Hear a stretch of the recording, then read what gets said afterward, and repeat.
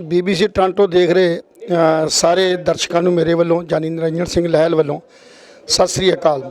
ਅੱਜ ਅਸੀਂ 7 ਫੇਸ ਬ੍ਰਹਮ ਕੁਮਾਰੀਆਂ ਦੇ ਜਿਹੜੇ ਕੇਂਦਰ ਹੈ ਉੱਥੇ ਖੜੇ ਹਾਂ ਤੇ ਇਹ ਕੈਂਪ ਮੈਡੀਕਲ ਕੈਂਪ ਜਿਹੜਾ ਹੈ ਬ੍ਰਹਮ ਕੁਮਾਰੀਆਂ ਵੱਲੋਂ ਜਿਹੜਾ ਉਹ ਲਾਇਆ ਗਿਆ ਔਰ ਇਸ ਕੈਂਪ ਦੇ ਵਿੱਚ IVY ਹਸਪਤਾਲ ਦਾ ਬਹੁਤ ਵੱਡਾ ਯੋਗਦਾਨ ਹੈ ਔਰ ਜਿੰਨੀ ਵੀ ਡਾਕਟਰਾਂ ਦੀ ਟੀਮ ਹੈ ਉਹ ਟੀਮ ਸਾਰੀ ਦੀ ਸਾਰੀ ਜਿਹੜੀ ਹੈ ਇੱਥੇ ਮੈਡੀਕਲ ਕੈਂਪ 'ਚ ਆਈ ਹੋਈ ਹੈ ਔਰ ਸਾਰੇ ਹੀ ਜਿੰਨੇ ਵੀ ਸਾਡੇ ਇਸ ਇਲਾਕੇ ਦੇ ਜਿਨ੍ਹਾਂ ਨੂੰ ਵੀ ਕੋਈ ਜ਼ਰੂਰਤ ਹੈ ਜਿਵੇਂ ਕਿ ਹਾਰਟ ਹੈ ਜਾਂ ਨਿਊਰੋ ਦੀ ਹੈ ਪ੍ਰੋਬਲਮ ਹੈ ਜਾਂ ਜਿਹੜੀ ਆਰਥੋ ਦਾ ਹੈ ਜਾਂ ਹੋਰ ਚੈੱਕਅਪ ਨੇ ਜਿਵੇਂ ਸ਼ੂਗਰ ਦੇ ਟੈਸਟ ਹੈ ਫ੍ਰੀ ਹੈ ਜਿਵੇਂ ਹੋਰ ਕੁਝ ਟੈਸਟ ਨੇ ਜਿਹੜੇ ਟੈਸਟ ਇਸ ਕੈਂਪ 'ਚ ਕੀਤੇ ਜਾ ਰਹੇ ਨੇ ਤੇ ਮੇਰੇ ਨਾਲ ਨਿਊਰੋ ਦੀ ਸਪੈਸ਼ਲਿਸਟ ਔਰ ਡਾਕਟਰ ਜਿਹੜੇ ਨੇ IVY ਤੋਂ ਖੜੇ ਨੇ।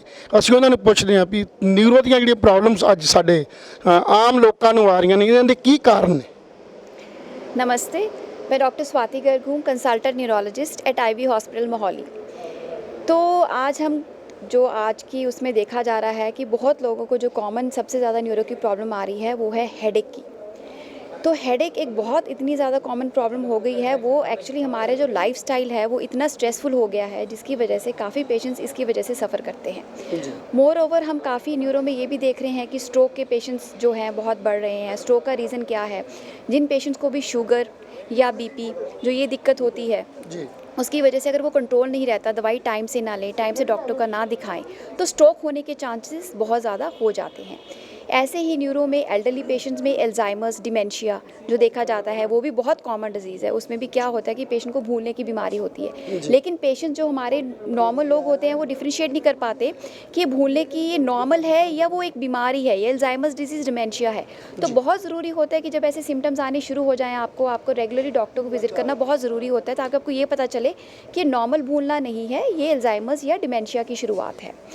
बाकी रेगुलर हेल्थ चेकअप जो है बहुत मस्ट होता है एक एज ग्रुप में आके, I think above 60 yearly health checkup is a must, जिसमें आप शुगर BP अपने जो भी अगर कोई सिम्टम्स आपको नज़र आ रहे हैं वो उसको ज़रूर आपको दिखाना चाहिए। और स्ट्रोक के लिए एक बहुत ज़रूरी एक मैं मेंशन ज़रूर करना चाहूँगी कि कुछ भी अगर सिम्टम्स हों, स्ट्रोक को हम B फास्ट से पहचानते हैं। ये एक बहुत ही सिंपल निमोनिक है।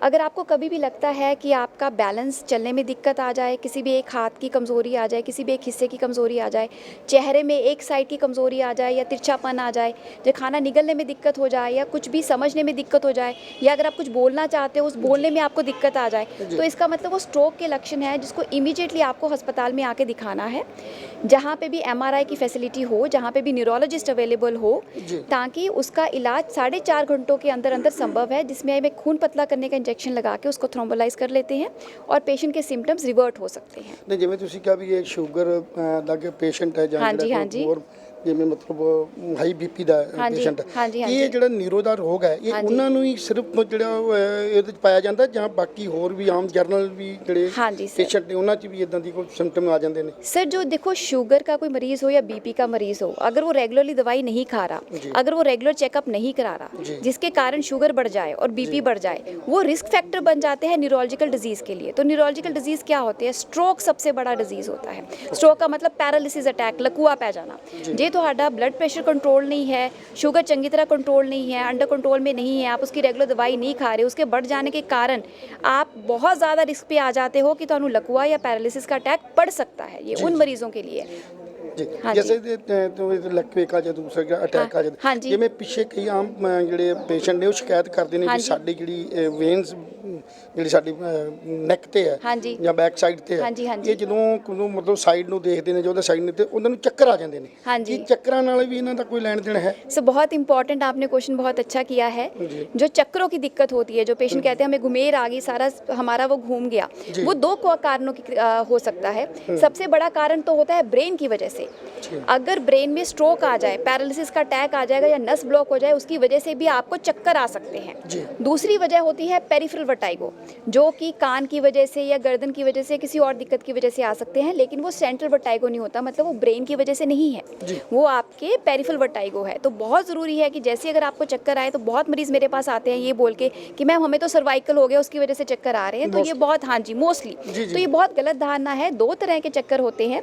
अगर वो ब्रेन की वजह से है तो उसका इलाज बिल्कुल ही विपरीत है, जो कि नॉर्मल अगर पेरिफेरल दूसरी वजह से हैं तो उस इलाज सही पे टाइम पे डॉक्टर को दिखाना, उसको डायग्नोज करना कि क्या बीमारी है, बहुत ज़रूरी है एक अच्छे इलाज के लिए। ਇਹ ਜਿਵੇਂ ਤੁਸੀਂ ਕਿਹਾ ਵੀ ਸਰਵਾਈਕਲ ਹੈ, ਹਾਂਜੀ ਆਮ ਸਰ। ਤੌਰ ਤੇ ਲੋਕਾਂ ਦੀ ਧਾਰਨਾ ਇਹੀ ਹੈ ਹਾਂਜੀ, ਕਿ ਹਾਂਜੀ। ਜਿਹੜੇ ਚੱਕਰ ਆਉਣੇ ਜਾਂ ਇਹ ਕੁਝ ਵਾਪਰਨਾ ਇਹ ਹਾਂਜੀ। ਸਰਵਾਈਕਲ ਕਰਕੇ ਹੈ। ਹਾਂਜੀ, ਹਾਂਜੀ। ਸਰਵਾਈਕਲ ਲਈ ਲੋਕੀ ਫਿਜ਼ੀਓਥੈਰੇਪੀ ਕੁਝ ਹੋਰ ਹਾਂਜੀ, ਥੈਰੇਪੀਆਂ ਹਾਂਜੀ, ਜਾਂਦੀਆਂ ਹਾਂਜੀ, ਹਾਂਜੀ। ਕਿ ਇਹ ਜਿਹੜਾ ਸਰਵਾਈਕਲ ਹੈ ਇਹਦੇ ਨਾਲ ਵੀ ਇਹਦਾ ਕੋਈ ਮਤਲਬ ਜਿਹੜਾ ਹੈ ਨਿਊਰੋ ਦਾ ਕੋਈ ਦਾ ਸੰਬੰਧ है ਤਾਂ ਇਹਦੇ ਚ ਵੀ ਉਹਦੀ ਕੋਈ डिजीज हाँ जी सर, मैंने हाँ जी जैसे मैंने अभी आपको बताया कि 2 तरह के चक्कर होते हैं, एक तो ब्रेन की वजह से होते हैं, एक पेरिफेरल होते हैं। जो ब्रेन की वजह से होता है वो तो स्ट्रोक, अगर पैरालिसिस अटैक आ गया, क्लॉट आ गया, उसकी वजह से चक्कर आ जाएंगे।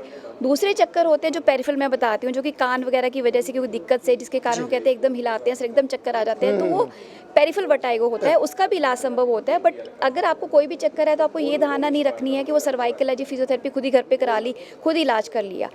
You should must visit your doctor proper इलाज के लिए, ताकि उसका हम पता कर सकें कि जो चक्कर आ रहे हैं ये ब्रेन की वजह से हैं या ब्रेन के बाहर की कारणों की वजह से हैं, जो कि बहुत ज़रूरी है। ਤੁਸੀਂ ਇੱਥੇ ਜਦੋਂ ਮੈਡੀਕਲ ਕੈਂਪ ਚ ਆਏ ਹੋ हाँ ਕੋਈ जी ਇਹੋ ਜਿਹਾ ਪੇਸ਼ੈਂਟ ਆਇਆ ਜਿਹੜਾ ਨਿਊਰੋ ਨਾਲ ਸੰਬੰਧਿਤ ਹੋਇਆ हाँ जी ਤੁਸੀਂ ਦੇਖਿਆ सर, ਹੋਵੇ? बिल्कुल बिल्कुल। मेरे पास अभी तक 2 पेशेंट्स अभी जो आके दुखे हैं, हेडेक के मैंने पेशेंट्स देखे हैं, एक मैंने एपिलेप्सी का भी पेशेंट देखा है। एपिलेप्सी का मतलब होता है मिर्गी के दौरे पैने, तो उसका भी पेशेंट अभी मैंने देखा है। तो न्यूरो के पेशेंट्स तो सर होते हैं। हाँ जी ਬਹੁਤ ਬਹੁਤ ਧੰਨਵਾਦ ਡਾਕਟਰ ਸਾਹਿਬ, ਤੁਸੀਂ ਇਸ ਕੈਂਪ 'ਚ ਆਣ ਕੇ ਲੋਕਾਂ ਨੂੰ ਬਹੁਤ ਵਧੀਆ ਢੰਗ ਨਾਲ ਜਿਹੜਾ ਉਹ ਇਸ ਨਿਊਰੋ ਦੇ ਸੰਬੰਧਿਤ ਜਿਹੜੀਆਂ ਬਿਮਾਰੀਆਂ ਤੋਂ ਜਾਣੂ ਕਰਾਇਆ, ਔਰ ਉਹਦੇ ਇਲਾਜ ਲਈ ਵੀ ਤੁਸੀਂ ਜਿਹੜਾ ਬਹੁਤ ਵਧੀਆ ਜਿਹੜਾ ਉਹ ਇਲਾਜ ਦਾ ਜਿਹੜੇ ਹੈਗੇ ਨੇ ਨੁਕਤੇ ਦੱਸੇ ਨੇ।